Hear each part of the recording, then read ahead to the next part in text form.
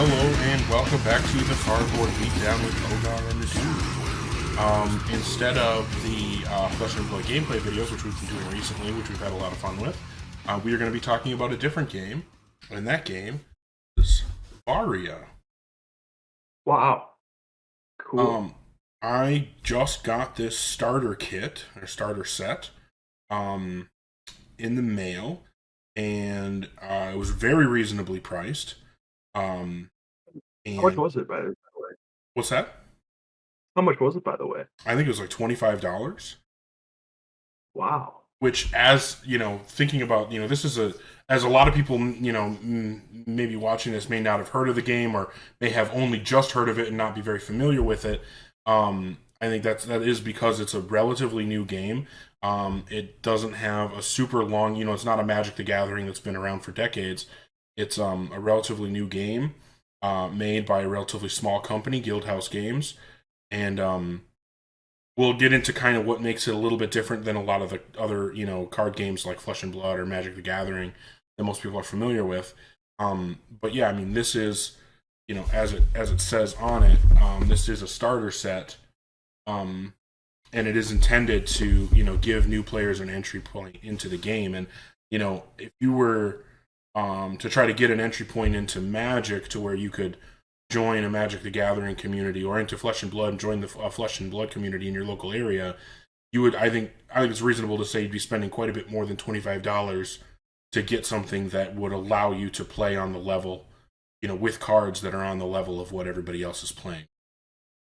I agree. Yeah.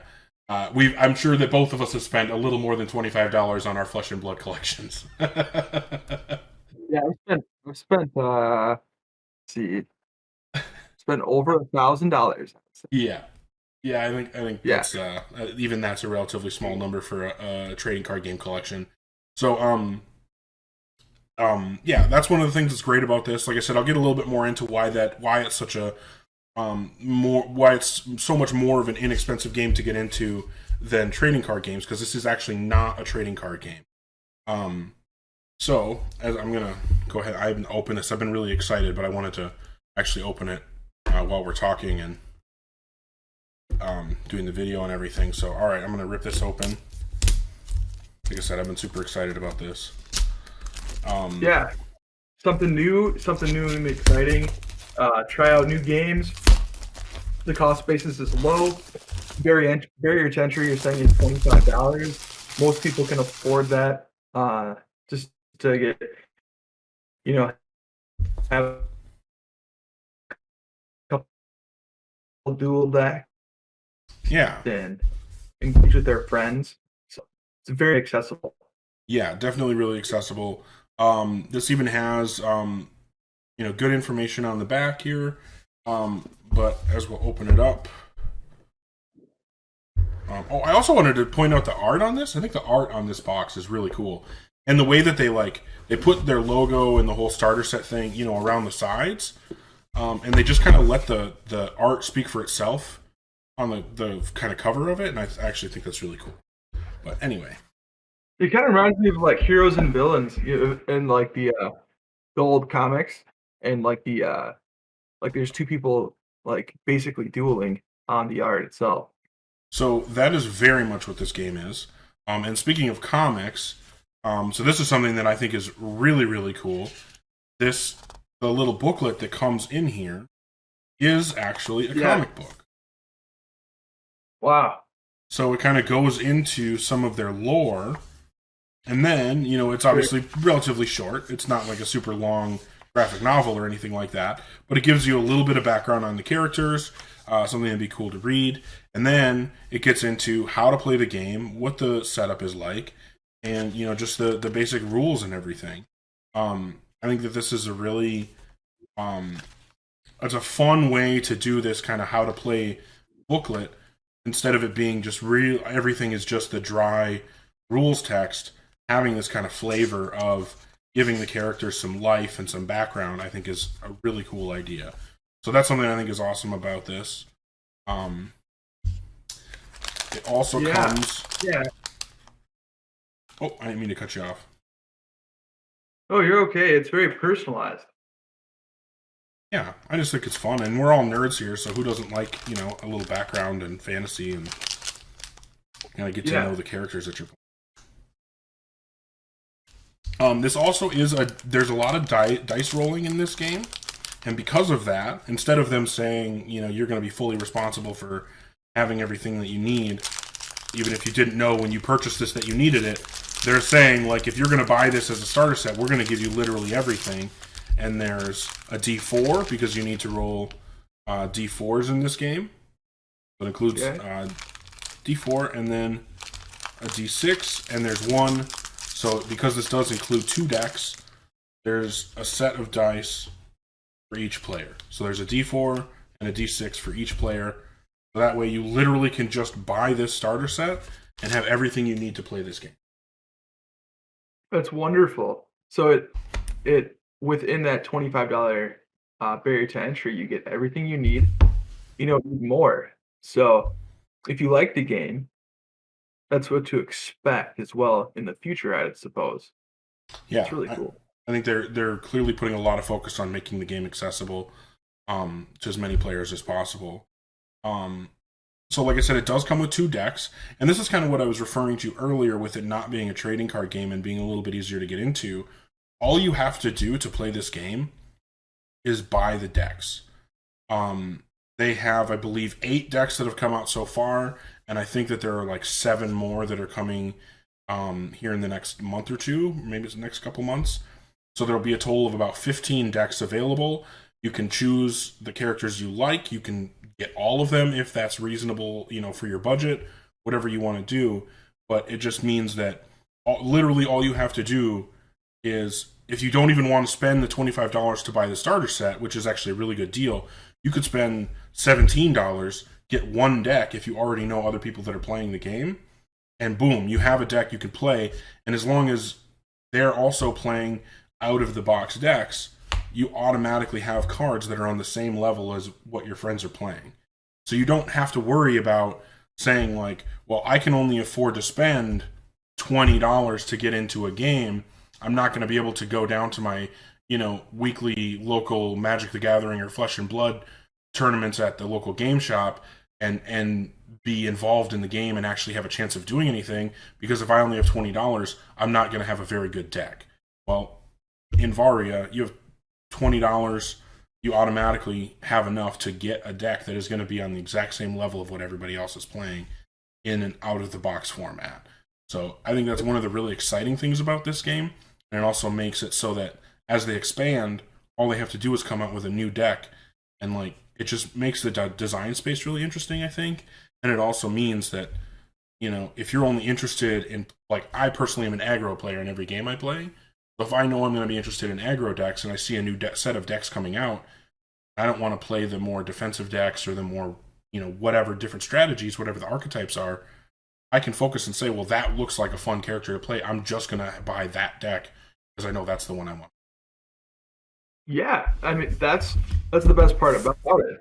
And then you're going to probably come up with more aggro builds too. So if aggro decks equal $17 a piece every rotation, or every season or every release, that's very, very, very affordable. Because on the like you talk about Flesh and Blood and Magic the Gathering, boxes in Magic can go $200, $300, $400 from the $80 price point that they started at. In Flesh and Blood, Unlimited it's 80, and the Flesh and Blood Unlimited, they vary. I mean, some of the ones that are out of print run thousands, and some of the, like the Tales of Varia I was looking today for the economics of the game, they're running 105 on TCG players. So $17 it's less than 20% of the value of the Unlimited run. So, and it's a permanent staple in this game. So there's 2 degrees of separation that a customer of any of those 2 games that you talked about would benefit from trying this out, because they don't have to buy additional cards in the future to be competitive, like you're saying. Yeah, and I mean, the thing about it is, like, even if I was to go buy, like, if I was just getting into Flesh and Blood or Magic and I went and bought a booster box, I'm not guaranteed to get the cards out of that box to build a viable deck, right? Like, I'm not even Yeah. guaranteed to get enough cards to be able to trade toward the cards I need for a viable deck. In this game, you Yeah. literally buy one deck, or if you and a friend want to start, you buy the starter set. Boom, you have the cards. So I just think that that's a really awesome way to approach the game, and approach a new game and make it way more accessible than a lot of card games are. But I'm going to start opening this up. I'm going to start with this Volcanic Warrior. Yeah. Assuming that I can actually get this thing to open. I'm not going to go too deep into it, but so you do get this top card, which is the character that you're playing. When you play the game, in Flesh and Blood, we know that your character kind of lives on the playmat and has abilities. This is more just for the flavor. So this card is cool. You have it, and it actually has some information about the character that you're playing, but it's not as important to gameplay itself. All of the cards that are important to gameplay are going to be the rest of these here. We'll kind of go through them. Similar to Flesh and Blood, you have items, where in Flesh and Blood you have weapons, you have equipment, those kinds of things. In this game, you do have some items. So our Volcanic Warrior Magnius here, excuse me, our Volcanic Warrior Magnius here has a Thorium Crusher, which is like a hammer, and that's a permanent attack that's available to you throughout the game. So you always have an ability to play an attack if you need to. If you don't have a lot of viable attacks in your hand, you have one there in that weapon. And then there's another weapon that you have available at all times, which is a Molten Ravager. And these two weapons do different things. We're not going to get too into them. We'll do some gameplay in the future, and we can get more into the mechanics and things like that. But yeah, like I said, this automatically comes with these two items that are weapons, and give you the option throughout the entirety of the game. You always have them available to attack with. Then we also have, this is our actual deck here. I believe it is 30 cards. I'm not sure. Oh, this token at the back here. Looks like there's some tokens at the back here, which is cool, because there are cards that create tokens and copies of themselves. So we've got a set of the necessary tokens. So not only are you getting the actual deck, your hero, and your items, you're also getting the tokens that the deck is going to need in order to function the way that it wants to function. You have to print off or purchase extra cards in order to do what the deck wants you to do. Wow. But I also, like, we looked at this little comic book that comes with the starter set. It had cool art in it. I think the art on these cards, really cool. Like, very comic booky, in my opinion, which I say as a compliment. Some of them are a little more realistic. Like, this actually looks like a picture. So we have... I think that art is really cool. Yeah. Some of this art is absolutely amazing. That's probably my favorite card I've played. I have played some games of this. Enrage is one of my favorite cards, as well as this Spellbreaker.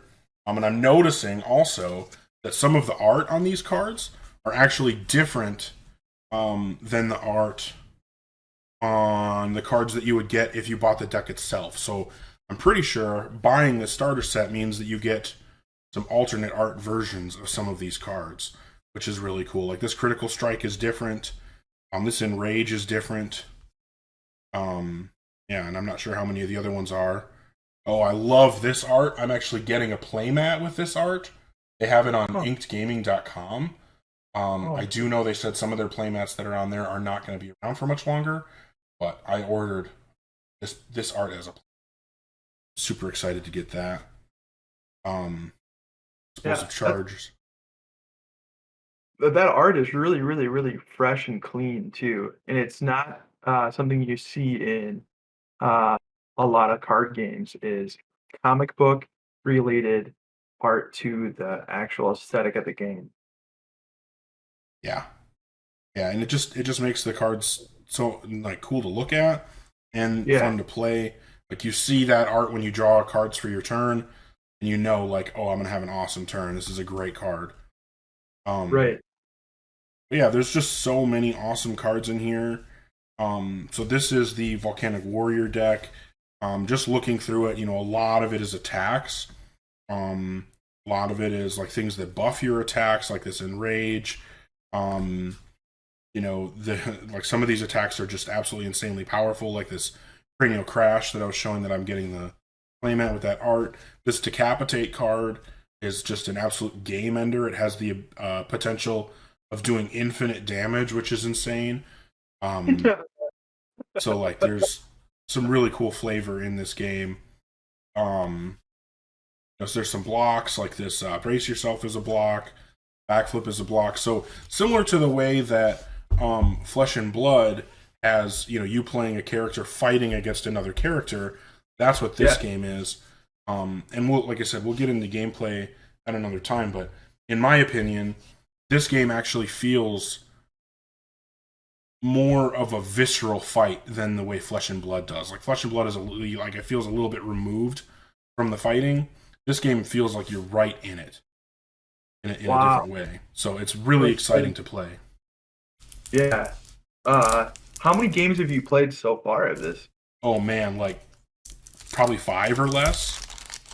Okay. So not a ton. So I am by no means an expert, but I will tell you, like, I have had an insane amount of fun with the games that I have played. How much life? Do you start with life, or is it called something different? Yeah, I'm not sure if it's like if there's a specific term that they use for it, like health points or hit points or whatever it is. So I believe that you start. Let's see here. You have a health point total of 30 at the beginning of the game, and you start every turn with 10 action points. And basically, these, as we were looking through the cards in this Volcanic Warrior deck, you see these different number of icons on the top left here. Those are all the number of action points required to pay for that card. Okay. So you basically use your action points to pay, and as the way the game goes is you're planning moments in a turn.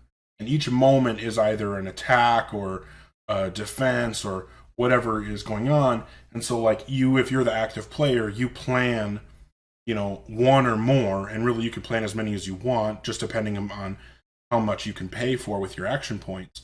But you plan a series of moments, then your opponent has the ability to respond to those your planned moments, and they can either if I play an attack in moment 1 and you're the other player, you can then play another attack and hope that your attack does more damage than mine, and I'll be the one that takes damage from that, even though it's my turn. Or you can plan a block and just try to stop my attack in its tracks so that you can do something on your own turn. So basically, like, we're each drawing every turn. So when I have priority, we both draw cards. When the priority passes to you and that's now quote-unquote your turn, we still both draw cards and both have equal opportunities to play cards. So you can, if you're an aggressive player like me, that means I can not only attack you on my turn, I can attack you on your turn. So you're constantly able to utilize the moments on what they call the timeline across the way that this game is played, which again we're not going to get too deep into right now, but that it's one of the things that makes it really fun to play is you're constantly trying to like plan out a turn that has the right number of moments that puts on enough pressure to your opponent where you're actually going to be able to get damage through and not be the one to yourself. So this is the Shadow Ninja, I believe he is, or Shadow Assassin. Okay. Apparently he is Boom Slang. So again, there's just really cool flavor text on the back of this card, giving you information about this character. Where the Volcanic Warrior, Magnius, is very aggressive with these big attacks and kind of is in your face. I have only played the Volcanic Warrior, but what I've been told is that this Shadow Assassin is more focused towards being a little bit more sneaky, which is what you would expect from a Shadow Assassin. Right. for example, this Bowie knife is a weapon that you can attack with, but you can actually play it in the fast reaction stage of the turn where you can do it in an unexpected way. Because the turn structure is, the priority player plans their moments, then the other player responds to those moments. Then we enter a fast action stage where the priority player plays fast actions to boost their attacks depending on how they were responded to, and then the non-priority player also has an opportunity to play those, fast action cards and continue. That goes back and forth until you both pass, similar to the reaction phase in Flesh and Blood, where you get to basically modify your turn until you're happy with it and feel like you're going to be the one, dealing the damage and advancing your game plan. So it sounds like a real burst of moments upon a moment. Yes. Wow. Okay. Yeah, that sounds amazing. Yeah, it's a lot of fun. The other thing I was going to mention is you'll notice is each of these cards has these two different icons in the top right. The square being the number that enhances your D6 roll, which is your power, your attack. And the triangle here is the number that is added to your D4 roll, which is your focus. And again, we're not going to get too deep into the rules and what those mean. But what's cool is, you'll see different things like, this Bowie knife, which is cool because you can play it in the fast action stage. It has 0/0, so the card itself doesn't add anything to your rolls. Whereas, you've got like this attack, Subtle Strike, which starts out as 3 power and 3 focus. So different things are going to have different abilities based on how you can play them, how much they cost, and so forth. But again, I think this art looks really cool. Like this Subtle Strike looks really awesome. I think that's a really cool card. You get just a lot of different types of art. You get different types of abilities. And we're not going to get too deep into what each card does and how the gameplay goes, but I just think that the fact of the matter is, like, this is this, relatively new game that's coming out and people are just starting to find out about it and start playing it, and it already looks extremely professional. I feel like this card layout is unique enough that you can tell, like, I've seen card games where it basically looks like someone just used the Magic the Gathering layout. You know what I mean? Like, they basically just made Magic the Gathering cards but called it something different. This feels like its own game. There's a lot of potent thievery in TCGs as of late. And sure. This looks like the antithesis of that. It looks like it's like it's another version of the first person WoW tabletop experience. Like, you have a hero, you have these basic mechanics of World of Warcraft or Dota of the Ancients, but you have a first person view of it, but it's now 2D on the tabletop, and you can shuffle it up and you can buy it at happenstance or as it happens, you attack with the cards in hand. So one thing I was going to mention, what they call this game, they actually call this a first-person card game. Yeah. Which I could see that. That makes clear and concise sense. Yeah, and I think that that's a really cool concept to think of a first-person card game because, all these card games are trying, like Flesh and Blood or Magic. Like, Magic is supposed to be two sorcerers fighting and using spells and summoning creatures and so forth. And Flesh and Blood is, two heroes battling it out. And those games are great and all. Nothing against those games. I'm a very avid Flesh and Blood player, so I certainly don't have anything bad to say about it. But I will say that this game does make you feel like you're in that fight. Like, it feels like you are breaking down moment to moment, attack to attack, block to block, and it feels really engaging and really fun to play this game. So definitely something I'm looking forward to more. I'm really happy to have these. We are going to pick characters and play these two decks against each other. I also have, I already broke down and ordered the rest of the decks that didn't come in the starter set, so I'll be getting those shortly, and we can play as many different games as we want. And then, this is another thing that I think is really cool that we can talk about briefly, is there are two formats in this game. Okay. The one format that is the easiest to get into is out of the box. All that means is you literally buy one of the decks, open the box the deck comes in, and you play it. That's it. That's the entire format.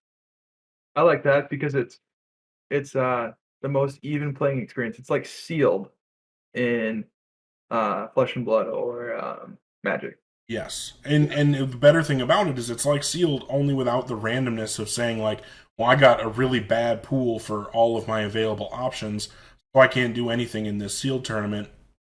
Or you get, like in Flesh and Blood, you can play Sealed and somebody draws a legendary piece of equipment. That's like, cool. Yeah. Like, you have this massive advantage because you just, luck of the draw, happen to draw, get an amazing piece of equipment out of one of your packs. In this game, out of the box, everyone has the same access to the same level power cards, no matter what deck you're playing. Right. Now, the other format is what they call level constructed. And what level constructed means is you would build a deck, you would choose your items, you get a couple of items, and then if you're constructing a deck, you would be able to choose different items. So you wouldn't have to just choose, the items that come in this deck or in one specific deck. You can choose items from different heroes and different archetypes. Then you can add the generic cards, cards that I think there are some closer to the back here that don't have any of these. Like, you'll notice this backflip card, for example, doesn't have any icons in this bottom right area. That's a generic card that can be put in any deck, any level constructed deck. However, there are these icons on this Serrated Venom card that you can see here along the bottom right. Yep. Those are, I think that's Sneak is the keyword for this icon. And there's, different icons. There's Faith and Aggression and all these different icons of different archetypes. And this one has 4, 5, 6, 7. So this would be a level 7 Sneak card. And I pulled up the Reading a Varia card image, and it says that they're attribute requirements. So yes. So it's an attribute requirement of that class of or that is it called a hero or is it called a hero or character or whatever. Okay. Okay. I'm not an expert, so we could be using the wrong terminology here, but But basically the way that level constructed works is you can say, like, okay, I want to have my deck mostly be, around this Sneak archetype. And so I can have, if I want to go, say I want to build a level 10 constructed. Well, I can have, this card that has 6, or the Serrated Venom card we were looking at that has 7. And that means that automatically puts my deck at level 7. And now I can have any cards I want that have 7 or fewer of these Sneak icons included in my deck, and it will always stay at level 7. But what that means for a level 3 constructed deck, I now have 3 more, points basically to use, and I could use cards that have a different icon there. So, for example, if we look at the Volcanic Warrior deck, you'll see this icon, just this more aggressive archetype. Okay. And I can have cards that have up to 3 of those. Like this one has 2, this one has 1. Those could be included in my deck. And I could even get a Spellbreaker, which has 3. Now I have these 3 2 and 1s, and then up to 7 of the Sneak archetype. And 7 plus 3, as we all know, is 10. So now that puts me at a level 10 constructed deck. And so the freedom that you have in building a constructed deck is that you can choose, maybe I want to go 5 of this quality and 5 of this quality, or 5, 4, and 1, or I want to just go full on and I'll do 7 and 3 or 7 1 and 1 or whatever combination you want, as long as it equals 10. And the idea is that your deck is going to be similarly powered to someone else who also has a level 10. Or if you wanted to get really crazy and your play group wants to do something more adventurous, you can choose, hey, let's all build level 20 constructed decks.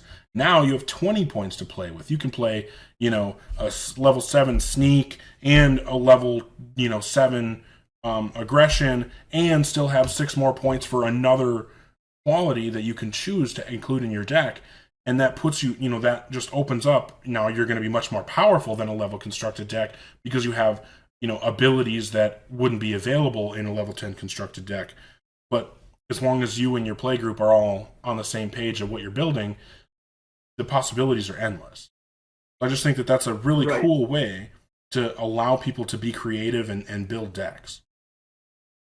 Yeah, because there's no barrier to entry for the existing qualities of the deck if it's just a numerical basis in a factor of 10. So, like, for example, like you said, 7 and 3 or 6 and 4, or I digress. So that's really cool. Yeah, I think it makes it really fun. And like I said, I mean, if you are someone who plays the game a lot and, maybe you've seen every possibility of what can be done in a level 10 constructed deck and you and your play group want to do something else, cool. Build a level 15 constructed deck. Build level 20, level 21, whatever you guys think is going to be fun. And it just opens up more doors and more possibilities. So what I would love to do is, play these decks against each other. And then when I get the other decks, we can play those decks against each other, get into the game, see how we like it and enjoy it. And then we can even start potentially building our own decks based on the cards in, out of those decks. And again, because, you're actually able to go on and you could spend $100 to get all 7 of the base decks. There is one deck, the Dragon Knight deck, that they currently don't have in stock. And they're going to reprint it, is what I'm told. Hopefully that will be available shortly. But for now, they have the 7 other decks that have been released that you can get all 7 of them. You don't have to buy the starter set. You could get all 7 of those decks together for $100. And again, that's usually about what you would spend, or less than what you would spend, on a booster box of a trading card game. So for that $100, you basically get every available card. And now you have copies of every available card. You can build whatever decks you want. So you get 210 cards plus all the tokens and all the items and the characters for $100. And you can play a different character every day of the week. Yeah. And you can interchange them for $100.